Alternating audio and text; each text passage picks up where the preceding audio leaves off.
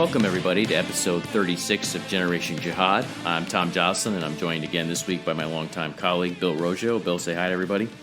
Hello, everyone. We are senior fellows at the Foundation for the Defense of Democracies, and this week we are going to talk about the pending U.S. withdrawal from Somalia. During the final weeks of his administration, President Trump has ordered a complete or near complete withdrawal of U.S. military personnel from the country in East Africa. We're going to talk about what that means, basically for the U.S., for the Somali government, for Shabaab, which is al-Qaeda's branch in East Africa, which has been waging an insurgency there for many years now. And Bill, I wrote a bunch of different notes down as we were preparing for this episode. We'll just go through them. I'm not going to sort of tick them all off at the beginning here, and you can sort of, add anything else in that I'm missing or correct me where I'm wrong. But the first thing that came to mind when I saw this announcement that came down in the last several days was, sort of why now? A question. If it's such a priority for the U.S. to get out of Somalia, where there are about 700, troops, I guess, or what's been reported to be in Somalia, U.S. troops, so it's a small force. If it's such a priority for the U.S. to get them out, why didn't President Trump do that sooner? Nothing has changed on the ground. The military situation hasn't changed on the ground. Shabaab is not close to defeat, of course, and they're not throwing in the towel. So, I think this speaks to the politics of the moment, right? I mean, but do you have any answer for that, Bill? Why do you think why now?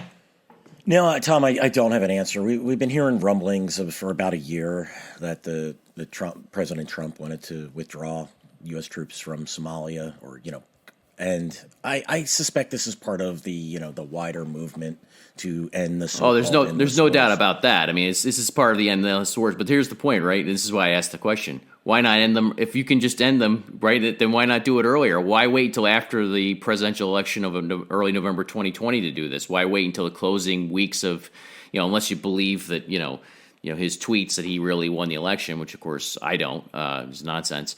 But unless you really believe he won and is going to somehow stay in office, this is the closing weeks of his administration, of his time in office as president.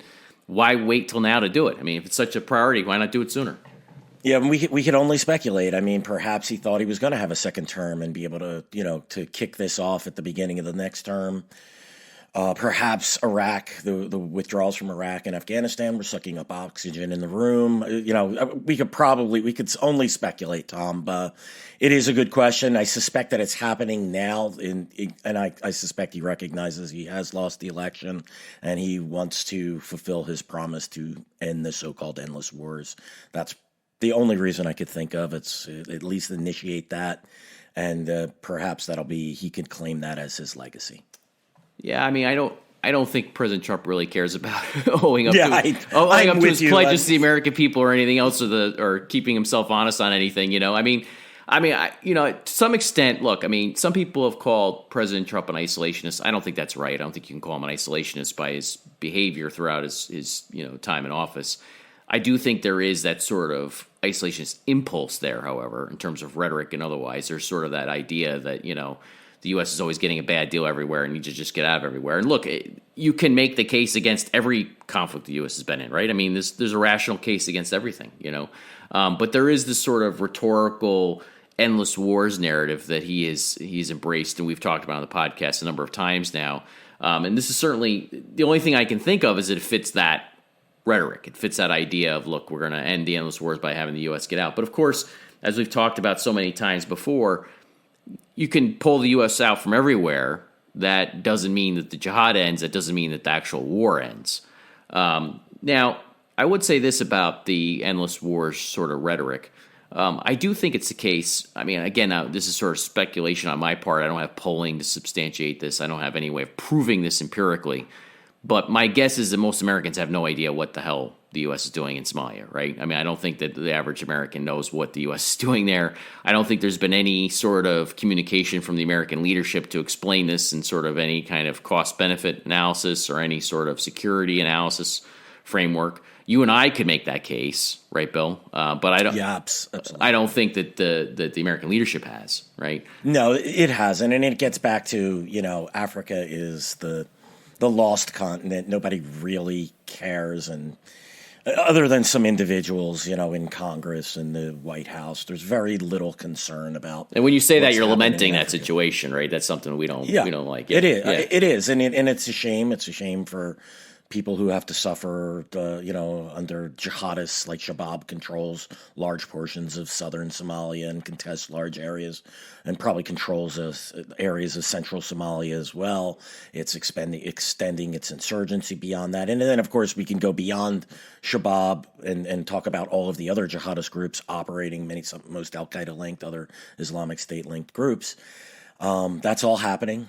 Muslims and Christians and others are dying in large numbers. I think Africa has become one of is the fastest growing battlefield in my estimation over the last several years. And the attitude towards Africa is, dare I say, F Africa. That seems to be U.S. policy. Who cares what's happening in Africa? I'm surprised we've had 700 troops in Africa for this long.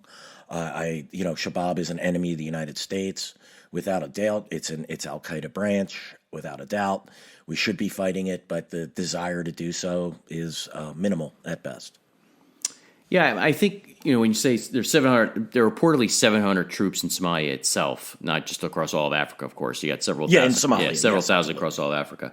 But I think it brings up the point, right? I mean, if the U.S. is not willing at this point to maintain a small force of 700 to try and stand up local forces against the jihadis, then that shows a pretty radical shift in sort of how the U.S. is approaching this over time. I mean, look, we're not talking about, and this is something we've talked about a lot on the podcast, we're not talking about an Iraq-style surge. We're not talking about a 18-month surge in Afghanistan. We're not talking about hundreds of thousands of American troops. We're not even talking about 100,000 American troops. In the case of Africa, we're not even talking tens of thousands of American troops. We're talking less than 10,000, according to all the reported figures, across the entire continent. So you're talking about small deployments. Tom, we're not even talking the fight against the Islamic State from 2014 to 2019. 5,000 troops. We're talking 700 troops in Africa. It's in Somalia, yeah, in Somalia. In Somalia, yeah, correct. So we're talking very small deployments, and this is the model that the U.S. sort of backed into under first President Obama and then President Trump, which was to have a small force try and stand up local forces, local governments, local allies, or local partners to contain and disrupt the jihadis. You're not going to defeat them that way. Shabaab isn't going to be beaten, once and for all during this model, but the idea was to keep them at bay. Now, the U.S. military sort of scrambled to justify this move or explain it away. And, of course, they'll say, well, the U.S. is repositioning most of its forces from Somalia to neighboring countries. Okay, right? They are. That's what they say they're doing. Okay. But you described that as sort of an over-the-horizon model, Bill, of fighting these guys. And maybe you could talk a little bit about why you don't think that will work. Yeah, so the U.S., you're right. The U.S. military has said that they'd be able to keep up the same amount of pressure on Shabaab as it has with having the 700 troops inside of Somalia. I keep making that mistake for some reason today. So an over-horizon model means that there's going to be a limited number of U.S. troops in country. So the further you get away from the battlefield, the more difficult it is to ascertain the quality of intelligence, to having a situational awareness. U.S. AFRICOM may think that it'll be able to retain the same capabilities, but I'm here to tell you that it won't. These capabilities will decrease. It increases the likelihood of things such as civilian casualties and strikes. It decreases the U.S.'s ability to monitor the situation over the battlefield, to respond more quickly. Because let's face it, if let's say if there's no air base inside Somalia to conduct these operations, they're going to have longer flight times. They're going to have, shorter loiter times over the battlefield. There's a host of problems, but over the horizon means we're not fighting within the country where we want to conduct our operations. We're doing this remotely. We're doing this from neighboring countries, from probably Kenya, probably Ethiopia, places like that. The increased distances makes the fight all the more difficult. And we can argue, look, the revolution in drone technology and battlefield communications, it still makes everything much more difficult. You can't be everywhere quickly when you go over the horizon in this model. So it will decrease, the time to conduct a strike when when you have a target of opportunity, a whole host, or conduct a operation to say prevent a Somali military base from being overrun. The time lag really impacts the military situation on the ground. AFRICOM is putting up a good face. Look, my preference would have been AFRICOM to say, look, we've been ordered to pull back from beyond Somalia, and that's what we're going to do, and we're going to fight this way. This is, instead what we constantly get from U.S. military commands is trying to put lipstick on the pig of withdrawal. It's tiresome at this point. I much prefer to just see honesty, or just say nothing, or say as little as possible, or just, so that would be my preference, but that's not what we get. Military commanders seem to have the desire and need to support bad decisions. So before we talk a little bit about Shabaab and its history, which is mired in the disconnected dots mythology, let's talk a little bit about the current status of the conflict there. I mean, so Shabaab, one of the curious things about, sort of AFRICOM's statement about this and the U.S. military's positioning on this is they basically saying it's all right, we can do everything we were doing from outside a country. Well, I mean, of course, then why were you in country in the first place and putting personnel in the way on Shabaab's, basically opening them up to being hit by Shabaab in country, or the ISIS branch there, which is much smaller than Shabaab. But the second thing is, of course, things aren't going great now. I mean, yeah, you could say the presence that's there now, what it's done is it's prevented Shabaab, which again is a branch of Al-Qaeda, from overthrowing Mogadishu, from taking over more of the country, from sort of establishing outside of its current strongholds, which we think are about a quarter of the country, maybe more, right? I mean, I think a quarter is probably a lower end estimate, really, when you look at it. That was an estimate given by I believe it was the previous AFRICOM commander. I want to say that was a year and a half ago now, maybe. Yeah, I think I'll just use that as a ballpark. It's a low. I don't think it's gotten any better. Right. Let's put it that way. So, yeah, that's probably a great low end estimate, Tom. I agree with you. So they basically what that presence has done is it's helped the Somali government and other local, regional governments and allies in the country and around the region. It's prevented Shabaab from taking over more of the country, or even possibly all of the country, and forming its Islamic Emirate. That's what they want to do. They want to form this totalitarian regime based on their ultra-radical sort of interpretation of Sharia or Islamic law. Make no mistake about it, it's something that, although there are all sorts of local factors in how they want to do this, and there are, tribal and clan factors and, local politics and local businesses dealings and illicit dealings in terms of trafficking and everything. All that stuff is in play, all of it.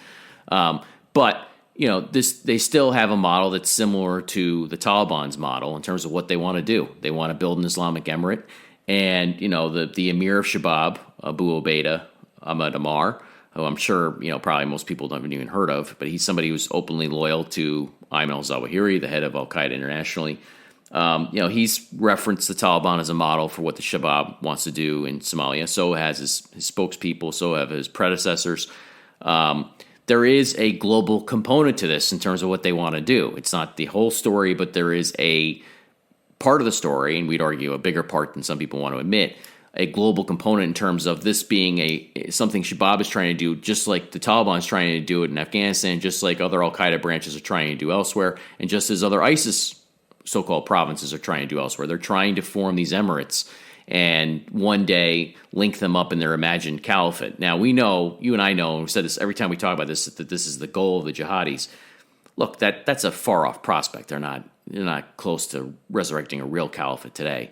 ISIS had a go of it and got a lot closer to making it happen than people wanted to admit. But it showed that this is a very real idea in the jihadis' minds and a very real political goal for them, which a lot of policymakers in Washington have tried to downplay or ignore through the years.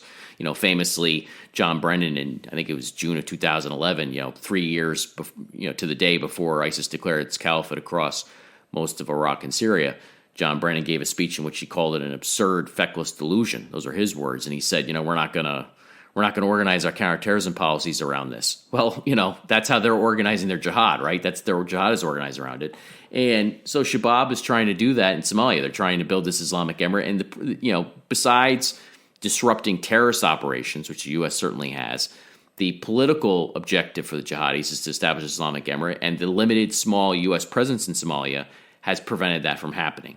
But as you've documented, Bill, over and over again, that doesn't mean that Shabaab and its allies are close to defeat. It doesn't mean that the jihad is about to come to an end. This insurgency is about to come to an end. It just meant that the U.S. had this small presence that was able to contain Shabaab and its political aspirations, and to some extent its terrorist aspirations. And what would you say about that, Bill, in terms of the current status of Shabaab today? Like, how do you think this is going to play out where are they today in all this, and where do you think they're going to be over the next year, assuming the U.S. does complete its withdrawal and has the problems with the over-the-horizon model that you think they're going to have? So keep in mind that Shabaab actually ran an emirate inside Somalia. Basically, it controlled the capital of Mogadishu. It controlled the city of Kismayo, which is the second largest city, the large port city in the south, and it controlled almost nearly all of southern and much of central Somalia from, I believe that was 2008, 2009, up until 2011. It took an African Union peacekeeping force and with U.S. support to eject them, and it was several years of fighting to eject the Shabaab and get them back into the rural areas, basically. They've been fighting ever since. So, they were never defeated. They were just rolled back, and they've maintained control of rural areas in Somalia. As we discussed, the low end estimate is at least 25% of southern and central Somalia is under Shabaab control. And, they are often able to enter small and medium-sized towns and cities, take them over for a short period of time, and then they'll leave when Somali forces backed by the U.S. or African Union forces backed by the U.S., go to eject them. Well, that's going to get much more difficult as the U.S. goes over the horizon, because often you've had special operations forces conducting missions alongside Somali forces. That's going to, that's going to decrease. Shabaab is routinely, I would say, routinely maybe is a little too, often is able to overrun Somali military bases, Somali police bases, African Union bases, and kill dozens of security personnel during these operations. And even in the last year, it penetrated security at a U.S. base, not in Somalia, but in Kenya, destroyed some light aircraft, and I believe it killed one or two Americans during that operation. I think it was 3 Americans. Well. Yeah, I think it was one. Was it 3? Yeah, I think it was one service member and 2 contractors, I think. 2, yes, that's correct, correct. And so, and again, that's not even inside Somalia. They're able, when I hear the word, that contain, let's get to that. Let's get to that. What happened? So the U.S. military, in justifying President Trump's move here at the end of his tenure in office, basically a spokesman for AFRICOM comes out and says, well, we've got them contained. I was of two minds when I saw that. I mean, contained in the sense that they can't overrun Mogadishu right now or retake all the country. I think that part is probably true. Yes. But not contained in the sense that they aren't able to project force inside the country, as you just said, overrunning Somali forces, and outside the country and throughout the regional, countries, neighboring countries. So, it isn't contained. It's contained only in the sense that they're not able to achieve outright victory right now in Somalia. It doesn't mean that they are contained in the sense that they're, at risk of being rolled back, or that they don't have they're not going to be able to keep fighting and keep making gains in the future, right? And that's why I asked you about the year forward, right, from this move. And I knew you would say you would have a problem with the contain word, as I did, And the other thing is that, recently the Inspector General's Office for the Defense Department issued a report, an independent assessment, saying they're not contained, right? I mean, right. And why don't you walk everybody through that, the listeners through that? Yeah, exactly. The Inspector General notes that Shabaab controls a significant amount of territory. It's able to conduct operations. It's, again, Somali security forces are not capable of rolling back Shabaab significantly. It can conduct operations At times, but these are fleeting. They're more like sweeps, or what we've heard U.S. military commanders describe in various theaters as mowing the lawn. They may go in and kill some Somali fighters, but once they leave, it's business as usual. Shabaab rolls back in. I think a better word for this is keep a lid on it. I really think that's, and people would say, well, that's the same as contain, but I don't think so. And I think with the U.S. withdrawal, that lid gets a little bit looser. So when you have you have a lid on a pot of boiling water. If that water is boiling real high, that steam's coming out, your lid's bubbling. And I think that's more of what's happening. We're not containing all the steam inside the pot. It's overflowing, it's bubbling out, and that's what's been happening inside of Somalia. I bristle at that word contain because it makes it sound like the U.S. and AFRICOM and Shabaab have a good handle on this problem. We're keeping them where they need to be, but in reality, it's they're like, as you said, Tom, they're just keeping them from rampaging across the country. You're a couple hairs away from things getting real bad, and this is why I'm really concerned when the U.S. does do a major pullback from Somalia, that this will embolden Shabaab to increase its attack on Somali security forces. And, how is the U.S. going to respond? Is it going to put troops back in country? Is it going to increase airstrikes? What if there's civilian casualties, something that the entire U.S. military is extremely sensitive to? And even AFRICOM, which I think has been the most transparent of all the commands where the war fighting has been going on. Even AFRICOM is concerned and issues reports on civilian casualties, where they happen, or where they're reported, and what's going on. AFRICOM isn't going to want to keep doing this, and they're not going to want to increase the chance of civilian casualties coming through their operations. Yeah, so I think it's a good way of describing or explaining our problems with the word contained.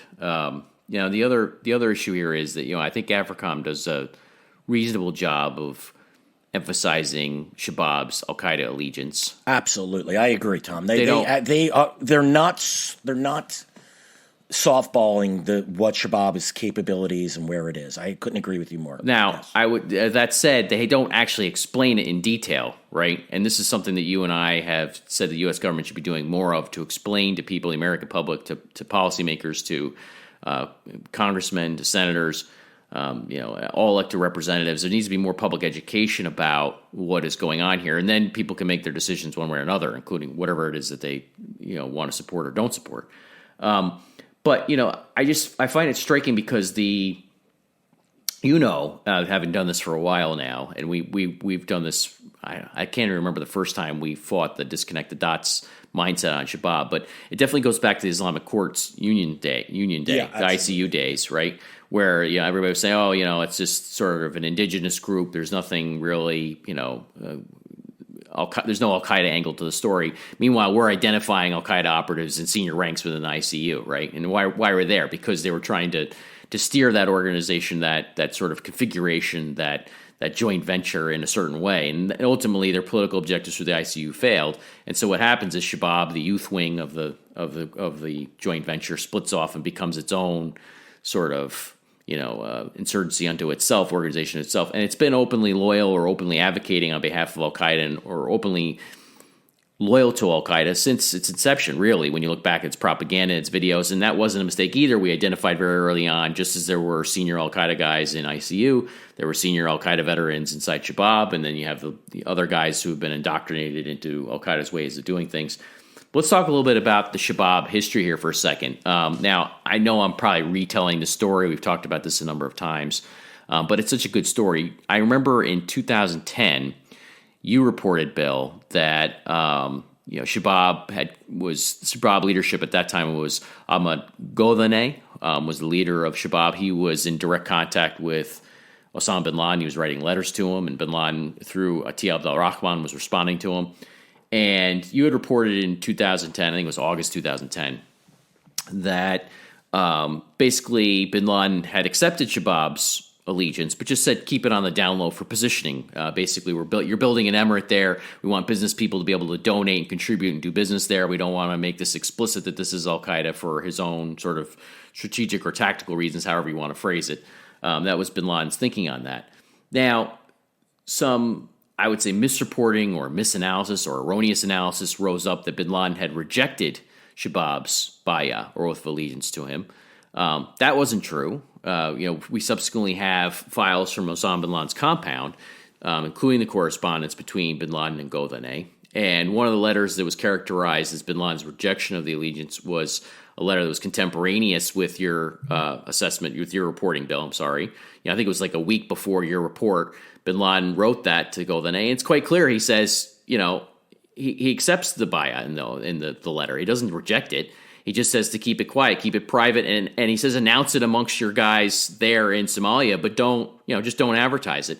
And in fact, what we found going through the bin Laden files was that letter that was released in I think it was May of 2012 by the Obama administration, through the Combating Terrorism Center in West Point, was actually a attachment to a longer letter from bin Laden to Ati Abdel Rahman. And in that longer letter, bin Laden spells out the terms of the bay'ah from Shabaab to him and openly discusses Shabaab as this Islamic Emirate and just explains why he wanted Shabaab to keep. Basically, he just wanted them not to formally say, once and for all in public, yes, we are Al-Qaeda. Like, he just wanted them to keep that wiggle room, that little bit of wiggle room for doubt. But that didn't mean he had rejected their bay'ah or their oath of allegiance at all. It's very clear from the correspondence he had accepted it. But yet you could see the disconnect the dots mindset there was such a desperation to deny that Shabaab was part of Al-Qaeda, because Al-Qaeda, remember, it was 2010. Al-Qaeda can't possibly be growing. We got them one or two drone strikes away from death now, right? They couldn't possibly be growing through these local insurgencies, right? That couldn't possibly be Al-Qaeda's MO, even though it's been their MO from the whole time, right? So I think back to that, I know I'm retelling the story here, and I've written about this, you've written about this, and I'm sure we're going to write about it again.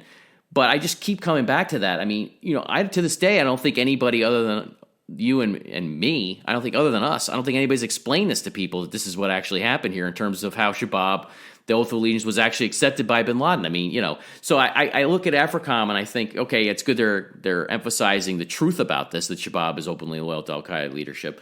But there's no explanation, again, for the American people about what that means or how this works or what the source documents say or the primary sources, and how this all works. Yeah, and this gets back to one of my biggest complaints, one of the biggest failures in this entire so-called war on terror. It has been the lack of explanation to the American public of the importance of fighting in places like Somalia and Afghanistan and other places. Look, and it's funny. I mean, you had individuals within Shabaab in 2007 appealing to Al-Qaeda's leadership. An Al-Qaeda leader named Saleh Ali Nabhan, who he was involved in the Kenya and Tanzania at the bombings with Al-Qaeda's attacks and at the embassies attacks there. He openly, in an open video, he and other Al-Qaeda leaders and members of Shabaab came out and said, "Hey, we want to be officially part of Al-Qaeda's leadership." And there was never, if I recall, there wasn't a public response to this from Al-Qaeda.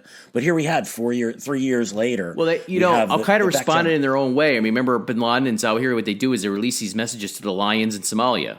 That's right. Praising. That's right. So the way they would do it is very subtle. Right. The way the thing is, it was subtle. It's subtle for those looking for wiggle room, right? If you're looking to explain away Al-Qaeda's growth in Somalia and East Africa, if you're looking for an excuse to say this isn't Al-Qaeda, what people would say is, well, they didn't officially recognize Nabhan's plea, exactly. Blah, blah, blah, right?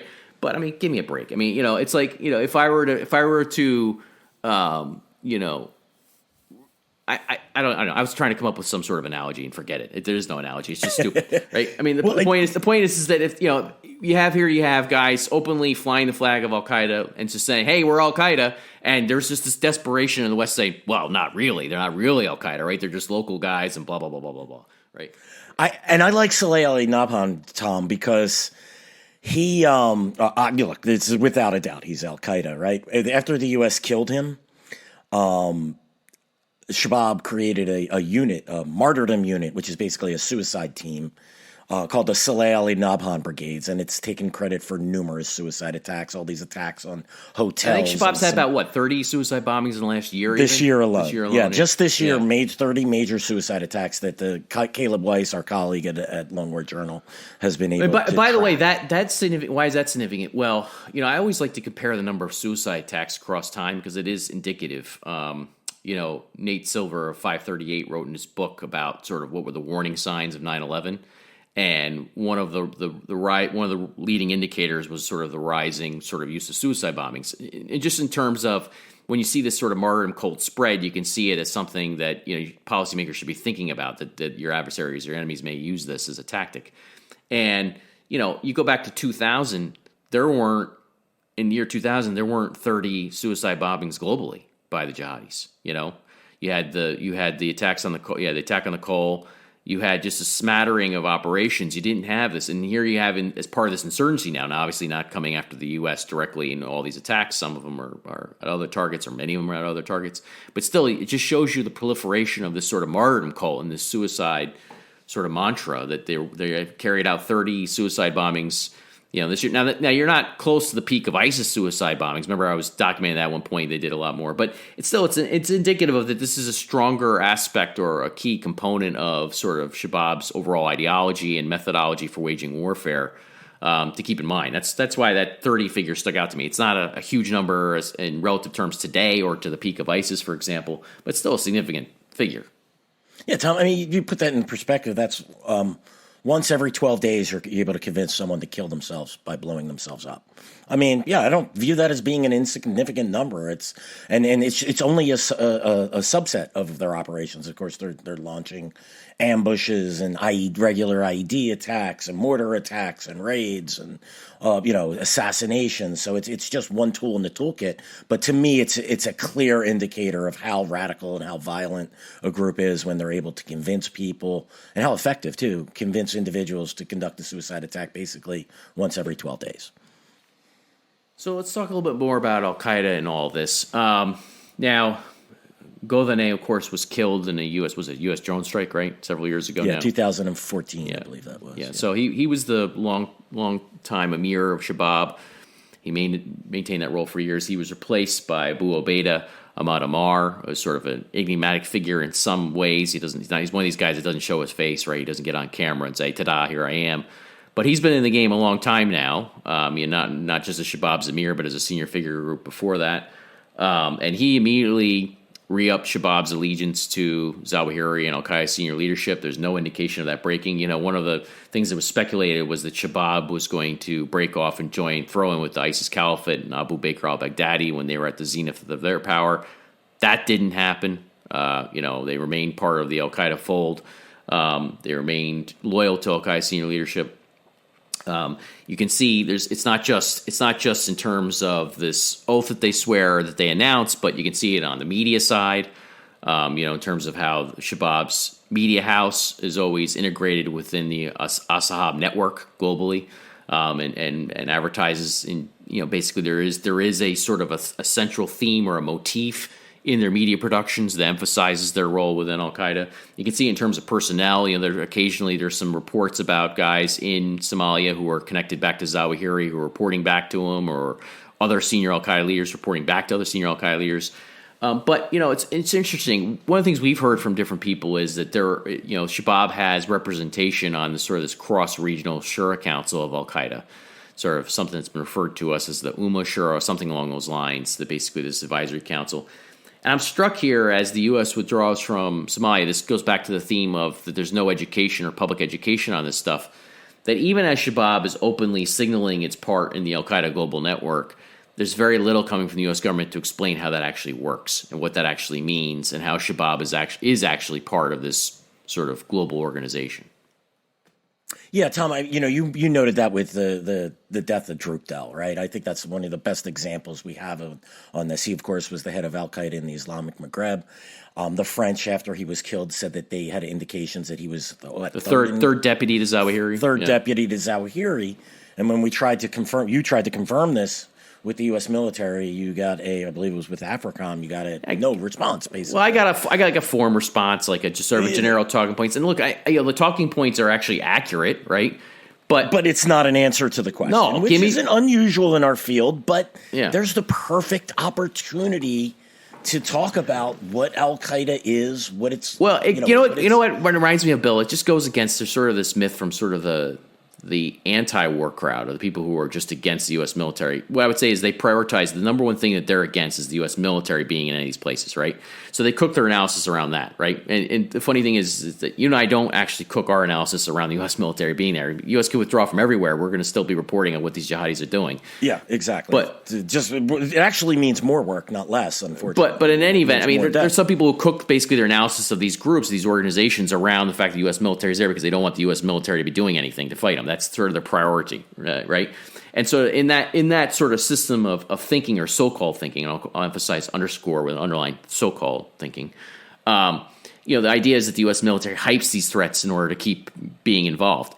Our experience is the opposite, right? The U.S. military, you could basically lead. You have the French, defense ministry laying it out there on a platter, saying here is how AQIM is tied into the Al Qaeda global management. And the U.S. military punts on terms of either, offering any sort of, elaborating on that, offering any details to confirm it, or going further in that. They just resort to these sort of talking points, which are accurate, but they're shallow, right? I mean, exactly. and sort of, and anyway, that's the sort of thing that sort of, I think in the long run, is going to further undermine sort of support for all this. There's no public education on this, or explaining what these groups are all about, what they're doing.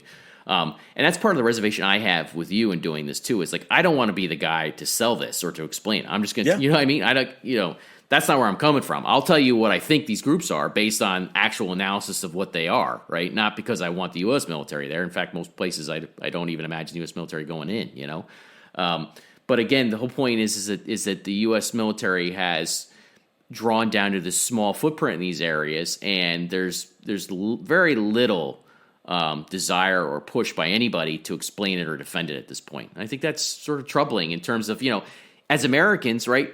This is part of Al Qaeda. I mean, there's plenty. Now back to Shabaab. There's plenty of evidence. Only somebody who is an ideologue, who is evidence free, who is impervious to evidence, would say Shabaab is not part of Al Qaeda, right? And yet, there's really certainly nothing from the White House. There's very little from the Defense Department. There's very little from other places explaining why that's the case or why that's true. Yeah, Tom, we're not talking about disclosing top secret intelligence on the inner workings of Al Qaeda or the Islamic State or any of these other groups. And look, individuals you and I talk to, we both know there is knowledge of this, and it's not knowledge that, disclosing this information certainly wouldn't destroy, means and methods. It wouldn't put anyone in danger. It's just information about the structure of the group. We're not talking about how we came about this information. And, look, there's many, many ways to look at when this war was lost, but I sort of, when it was kind of left to you and me and a select few others to argue what is Al Qaeda, what is the Islamic State, what is there is an Al Qaeda organization. Yeah, right. I mean, the whole point. This is the absurdity, folks, of this field. The absurdity of this field is that the dominant dogma for years is that there isn't even an organization internationally. Right? Yeah, right. And when you and I are pretty much the only ones trying to explain, the war's over at that point. I mean, we can't influence the American public. We can influence individuals within the U.S. government and the U.S. military, and we can talk to people and explain what's happening. And influence just in the sense that we're trying to report the facts the best we can, and if people pick them up or they don't, what I mean? What are you going to do? That's it, in terms of what the actual reality of it is, But I was thinking about this the other day, too, because I was reading something, and I won't give the author's name here. Maybe I'll come back to it sometime.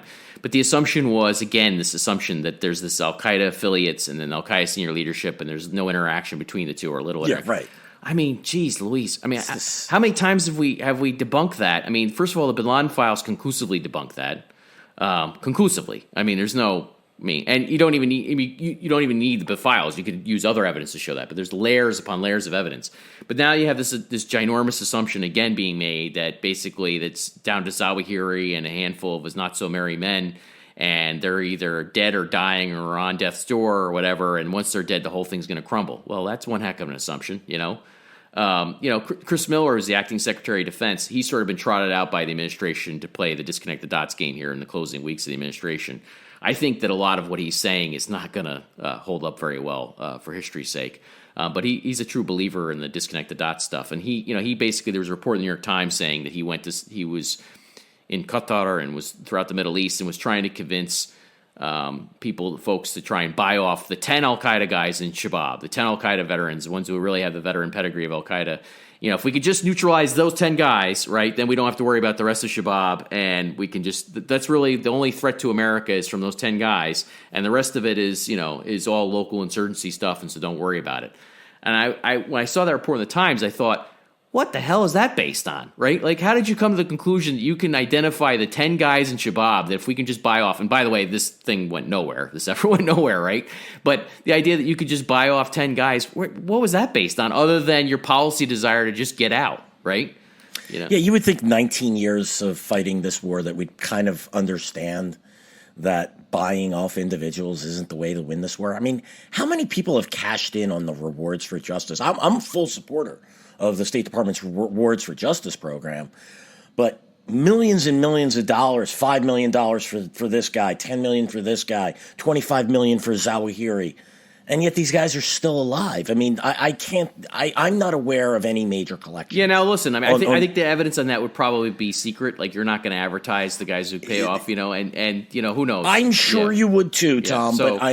But Tom, the caveat there is we can't. If it did happen, we're not going to know necessarily. So. But everything is leaked anymore. We would know at least one, would we not? I don't know. Maybe probably. Look what happened with the doctor in the Bin Laden case, right? And he actually wasn't, right? I mean, that information made it out. Right. You would have thought that wouldn't have, but to me, anyway, my suspicion is, these guys would be dropping like flies if everyone was willing to cash in on. Here's my thought when I saw this report that Miller wanted to sort of buy off the 10 guys. Does that include the emir of Shabaab, Abu Ubaidah Ahmad Ammar? Right? Does that include him? Because he's openly loyal to Zawahiri and talks a big game and all this, and is clearly part of the Al Qaeda, upper echelons in some ways, just based on the things he comments on and how he conducts himself. Does that include the actual emir of the organization, so the number one? I mean, how does this work, right? Or do you think that if he can keep on existing, or is he not really truly committed to Al-Qaeda's vision? And that you can identify 10 guys underneath him that really, if you break them off, then he's not going to be committed. I mean, what is this? And when you see this, what you realize it is it has nothing to do with. This is where sort of the analysis. One of the claims that's often made in the field is that the analysis is politicized to justify U.S. military involvement or U.S. action, right? Actually, I think the opposite is true. That more often than not, intelligence is politicized, the story is politicized to justify American withdrawal or inaction, right? Yep. You have a whole cadre now of people who are apologizing for these groups, playing disconnect the dots, whether it be on Taliban and Al Qaeda or Shabaab and Al Qaeda or whatever. I mean, that's sort of the reigning dogma in all this. Tom, one point on the paying them off real quick. Remember when we tried that with supposedly Mullah Mansour in Afghanistan? Oh, I remember well. We didn't even know who we were talking about. That was the great. There was some imposter who ran off with hundreds of thousands. $150 grand. Yeah. In the game, of American taxpayer dollars. How do we even know who we're talking to? Particularly when we have a limited presence in the country. Yeah, there's a lot wrong with that. And of course, there could be ways of verifying this. But please, don't tell me we're going to be able to bribe Shabaab's leadership and get them off the battlefield. This is a group that's been fighting since, even before 9/11. Yeah, I think the bribe wasn't even supposed to be to get them off the battlefield. The bribe was just to say, this is the component of this that makes it global. The component that makes this a worrisome for the U.S. comes down to these 10 guys. Is that what? It's dividing it between. It's this idea that there's this clear dividing line between what is local jihad and what is global jihad, right? It's this idea that there's some dichotomy. So then they could have taken the money and then just participated in global jihad again. Well, but I mean, forget. We're not even getting. We're not even getting to that verification? Point. We're not even getting to that point. The point is that somebody came up with an analysis that said, whether maybe it's Chris Miller, who is National Counterterrorism Director of the National Counterterrorism Center, said basically that the part of Shabaab that makes it Al Qaeda, that really makes it worrisome from an American policymaker's perspective, are these 10 guys, right? And I just hear that and I'm like, really? How did you come up with that assessment? Other than the idea is that you just want to get out and you're looking for any desperate sort of ploy that you can come up with to get out, right? Yeah, and look, Chris Miller, he's famous for saying there's one senior Al-Qaeda Well, that was the next thing I was going to get to. He said there's only one. And then we kill one a couple of weeks later. Right. I mean, and he touts that as a major victory. Well, he was also the one that said there's only one. Is it 50? Is it 100? Only one remaining Al-Qaeda ideological leader in Ayman al-Zawahiri. Then, as you said, he touts the killing of another one. But now he's saying, well, there's these 10 guys in Somalia, right, who make Shabaab really Al-Qaeda. Okay, so now they got 10 guys in Somalia, right? Where are they fitting? I mean, this is based on, here's the point, right? Whatever you want to actually do or not do in all this, none of this is really epistemologically solid, right? None of this is actual real analysis. This is all desperate sort of ploying, basically figuring out a way to basically put the U.S. involvement in Somalia from 700 troops, which is a small deployment, down to 0, right? That's all this is about. It's not about actual real analysis of the group or how they work or how it's numbers. There's a fixation on numbers. How many troops? We have 20. How about having enough troops in whatever theater you're in to do the job? And Tom, I want to just go back to one point. Those days are long gone. Those days are long gone. So yeah, but look, I mean, if you can define a mission that, I'm not sitting here saying we need 100,000 troops in Somalia or anything, but if the mission is to contain and beat back Shabaab, that might mean 1,000. It might mean 3,000. Well, it's been 700 right now. It's been 700. But it's a 700 preventing the country from being overrun. Right. I mean, we're just so focused on a number and not focused on the mission. I just want to make one point when you said about Miller, how his words won't be, how it won't hold up well over time. I think you could say that for just about every military and intelligence official who's spoken in the last decade. It's not something that Miller has a monopoly on being idiotic or lying or anything else. It's we've been a part of your cynicism and mine stems from this, is that we've been misled, lied to, and bullshitted for the last decade. Are they lying to us or are they lying to themselves, right? And or maybe it's both. The point is that none of it's both. None of this is really the whole point here. Is whatever you want to do or not do. Again, I have to keep saying that because listen, if you're listening to us and think that we're gung ho about any of this, then you're not listening very carefully. Exactly. But if you. The point is that none of this is rooted in the first step to understanding all this stuff. We're sitting here in 2020 talking about this, and what we're here to say is the emperor is nude in terms of understanding all this overall, right? That the first step to any conflict is to understand who you're fighting, and there's just basic points of ignorance in that regard, and there have been all along, and I don't think they're going to be solved now. So I'm not using that to justify further conflict. I'm just saying that this is a flaw here in all this.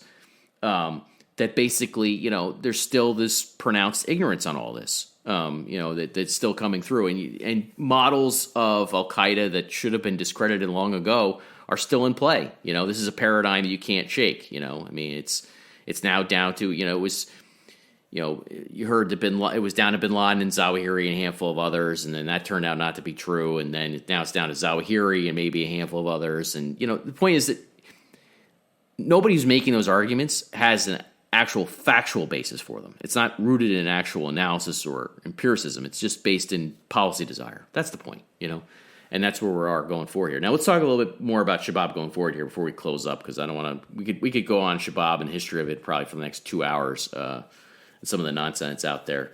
Maybe we'll leave that for our grievances episode. We got a lot of problems with you people, so we'll talk about that going forward. Maybe in that episode we'll talk a little bit more about it. But so let's talk about going forward. So Shabaab. So here's a component of Shabaab's operations that do have the global. This is basically what Chris Miller wanted to buy off, right? We know that I think it was in 2016 they experimented with an explosive on a Turkish airliner that blew a hole in it. I think it was 2016.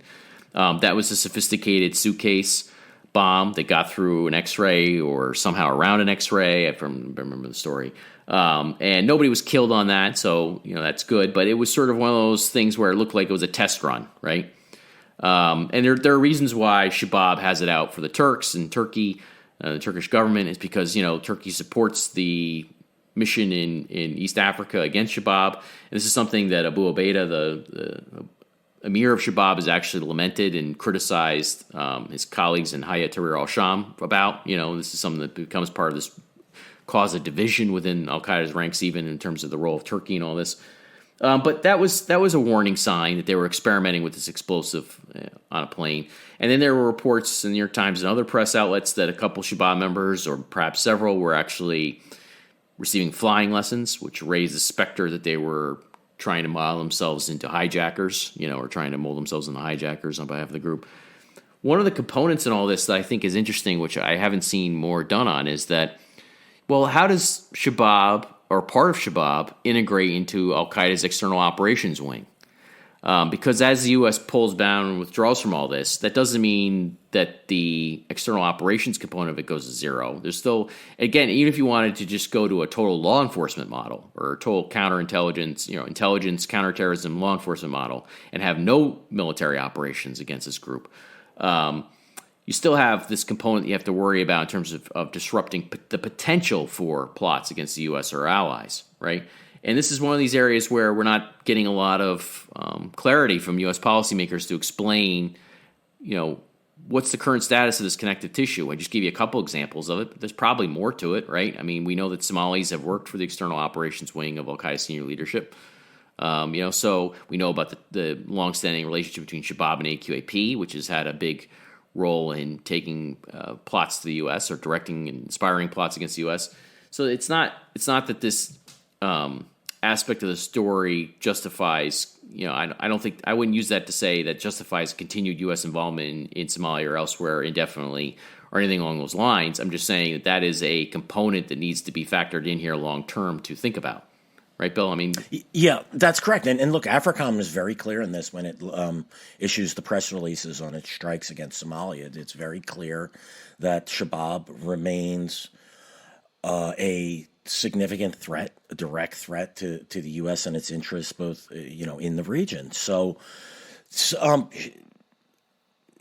I just think this is part of the problem. But without further explanation, right? They say it, but then they don't elaborate and explain what do they actually mean. I mean, that's sort of what I'm getting at here, right? Is that I mean, I have to at least give them credit there. Yeah. We don't see this from Resolute Support. We don't see this from CENTCOM in Yemen anymore. We just don't see it in many. Well, when it comes to Afghanistan, the Taliban's got our backs now, Bill. So don't worry about it. Right? We all know. Yeah, we all know the Taliban's our counterterrorism partner now. So they've problem solved there. Moving on, Right. They've destroyed Al Qaeda, right? Yeah, that's right. They moved against them. They're hunting down Al Qaeda across the lands right now, in all these different strongholds. It's the greatest betrayal in the history of jihadism. It's unfolding right now, or it isn't. But in any event, here's where we get snarky, right? So, yeah, current number of Al Qaeda leaders killed by the Taliban is 0, but we're expecting it to increase. So we know that threat's there. The U.S. military is clear. They're clear that it exists. The AFRICOM isn't telling us exactly what that is, but I think, Tom, that you've laid that out. We've also had regional participation with Shabaab and within in Nigeria back when they were supporting Boko Haram at some point. No, Bill, no. Al Qaeda branches ever supported Boko Haram. You can't actually have any connectivity there. That's a big no. Yeah. We've had reports of Libyans coming to Somalia from training and vice versa. Well, and Shabaab's role in fighting in Kenya, is very well documented. Absolutely. And then going after the Westgate Mall, Westgate Mall is a major attack. You've had a number of Brits. You've had a number of Americans. I remember a conversation. I want to say it was probably 7 or 8 years ago, but I had a senior official. I'll just call him that in the U.S. Department of Justice, and it was just a casual conversation we were having about Shabaab, and this individual worked intimately with Shabaab and the Somali population here. And at the time, I believe there was 3 Americans who were suicided, who served as suicide bombers inside of Somalia. I believe they were the first 3 Americans to conduct suicide attacks, if I recall correctly. I remember at least one of them anyway. I remember. Yeah, there were 3. Yeah, I remember. And I remember asking, the official number was that there were 50 Americans who went to Somalia to fight. And I said, well, that's what you know. What do you think that number is?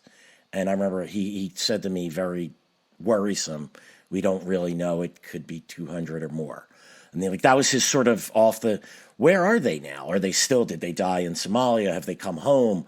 The fact that he doesn't know them and what their names are, again, it's all supposition, but I don't think he was just pulling this number or pulling this estimate, out of a hat here. He had something that was telling him that there are ones that we don't know, that we don't track. Are they back here in the United States? Are they still in Somalia? Have they gone to Europe? Have they gone to other places? We just don't know the answer to that. But we do know that Americans have served in top leadership levels of Shabaab. Abu Jihad's still around, right? I think so. I think so. Yeah. Yeah. He's one of the few guys that the U.S. government's actually profiled as somebody who was, served as a direct connection back to Zawahiri. Back to Zawahiri, right? He was involved in delivering charity aid to Somalis and was promulgating, was proselytizing on behalf of Al Qaeda and somebody who came from the U.S. who was involved in all that. I mean, there's a part. The point is not to say that the U.S. needs to be in Somalia indefinitely to deal with all this. It just means that as the U.S. withdraws from Somalia, this is part of the picture that needs to worry about going forward. It can't be, the U.S. needs to, in terms of counterterrorism, intelligence, and law enforcement, playing defense now against this type of stuff. It doesn't mean that these sort of threads go away overnight just because the U.S. is pulling back. Yeah, and as we pull back, those threads are much, much more difficult to pull. And, Tom, I wanted to get back to, right, you just mentioned that he was, at least at the time, was identified as an emissary from Zawahiri. When we killed Asim Umar back in I believe it was September 2019. When the U.S. did, when the U.S. and Afghan forces in a raid in southern Afghanistan, yeah. Right, who was killed alongside him, his emissary, his courier to Zawahiri. Zawahiri, back to that point that there's not just a local Al Qaeda branch that has zero connectivity to the central leadership. Those ties they run deep. We see bits and pieces, evidence of it here and there. We see enough of it that I know that you're convinced. I know I'm convinced that there's a lot we don't know about the Al Qaeda and its global network and the interconnectivity between the core and the branches. But we see evidence of it, and it has to run deeper. Yeah, the so-called core. I mean, obviously, they're core figures. Yeah, I when I use that word, Tom, that's part of the false word that I don't. Yeah, it's general command. It's part of that sort of false dichotomy is that there's a core and then the branches. When we now know, we've talked about this in previous episodes. We'll talk about it again. There are core Al Qaeda figures across the branches, and you can identify them. So, and in what sense is there this firm line or distinction between them, and how's basically, my point in all this just is, how does all this work? We're here in 2020, and I just looking around, I still see stuff that I know you could show is wrong, or at least is based on, massive assumptions that are questionable, that are not backed up by any real evidence, just sort of the prevailing disconnect the dots sort of thinking on all this stuff. And I think going forward, I do think that if Shabaab is able to take over more of Somalia or all of Somalia, I do think that's a win for Al Qaeda. I think that's a win. Al Qaeda would be able to say that they stood up an emirate in East Africa, and I don't think that's a good thing for the U.S. Right? I don't think that's a good thing for the West. I don't think that's a good thing for Somalis. I don't think that's a good thing for a lot of people. I mean, Kenyans and Ugandans and Ethiopians and Yemenis and everyone. I mean, this is what's not understood. This isn't just about America. Obviously, as Americans, the United States should be fighting for U.S. interests first. But there's benefits of standing up for U.S. interests. As the U.S. interests go, I believe so do the interests of the world and our allies. And fighting a group like Shabaab, fighting any Al Qaeda branch, fighting the Islamic State is in both the United States' interests and the world's interests. And it's something that should be done, but it's not going to happen. It looks like it's going to happen less and less as time goes on. Yeah, and it's already been happening less and less. That's part of what I keep objecting to when it comes to the discourse about what's going on right now is that, again, the U.S. is not at a peak military commitment or financial commitment or personnel commitment to fighting the jihadis. We're quite the force posture that the U.S. has backed into first under President Obama and then President Trump is much reduced from sort of the peak days, and now as we're seeing in Somalia and elsewhere, even the small deployments that are meant to keep up local forces or stand up local governments to keep the jihadis at bay, even those now are, basically being ended and are not. There's very limited or no political support for them, and that tells you that the U.S. can end its war in these wars, or can do this over the horizon model, as you explained, Bill, when it comes to Somalia. But the jihadis aren't going to stop fighting. They're going to keep fighting. It's an endless jihad, and they're going to keep going. Absolutely. And Tom, there's just one more quick point I want to bring up. By the way, it's an endless jihad unless Chris Miller can buy off 10 guys, then we don't have to worry about it. Go ahead. Yeah. Right, exactly. Yeah, we should be fine. Look, the U.S. presence in Somalia, as the U.S. draws down, that's the African Union forces that are there. They're already looking. They already have a foot out the door. The countries are looking to get out of that, and the U.S. presence sort of gives them the ability to stay in the game longer. They're really needed. Kenya and Ethiopia as well. So as the U.S. shows that it's not willing to have the same level of commitment to keep the skin in the game, what's the incentive for these countries other than money to stay in Africa and fight and die when they have problems within their own countries? It's very unpopular in some of these countries for their militaries to be deployed and take large numbers of casualties as well in Somalia. We've seen reports of 70 Kenyans getting killed in a raid on a base, and we've seen this with the Ugandans and others. It's as the U.S. pulls back, you should expect these countries to pull back too, and that puts all the more pressure on local Somali security forces. Yeah, and Shabaab's not going to stop just going after the local Somali security forces. They're going to keep going after the Kenyans and others, too, going forward. I think we'll leave it there on Shabaab. We'll definitely come back to Shabaab someday in the coming weeks for sure. A little house cleaning before I sign off here.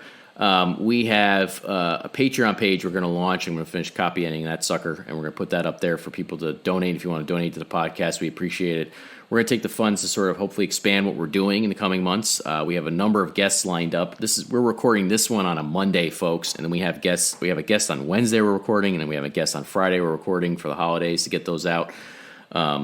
Danielle Kleiman, who's our producer, is sitting here shaking her head, nodding during the Zoom. Hopefully you'll hear from her in the future, talking about what readers are saying. And we are going to launch the merchandise. We're trying to figure out a way to do that that sort of reflects our brand. That's also humorous and a little bit snarky and sort of questioning everything, but still something gives readers something that connects with what we've been doing all these years. Because it's gonna keep going. I mean, the U.S. can end its role in all this stuff, but basically we're still here. We're still going to be covering this via the podcast and our reporting and analysis on this stuff. The U.S. can't wish away the jihad. It wishes it could, but it can't. And so they're going to keep going. So we need your support to keep going too, to keep reporting on this stuff, because ultimately we think this is going to matter for Americans someday down the road again. Even if it doesn't matter to very many people right now. And, of course, the U.S. has a lot of challenges and a lot of things that are much more important to what we're talking about. We recognize that with the pandemic and other security challenges. We're covering those as well. So we're not saying this is the end-all, be-all of what U.S. security commitments or concerns really are all about these days. We know it isn't. There's a lot affecting Americans. But we still think there's a story to tell here, and we're going to keep telling it. So thank you to our listeners for listening to this week's episode of Generation Jihad. Please do subscribe to the show. As a reminder, you can find us on Apple Podcasts, Spotify, YouTube, or anywhere else you listen to your podcasts, and we will see you again next week.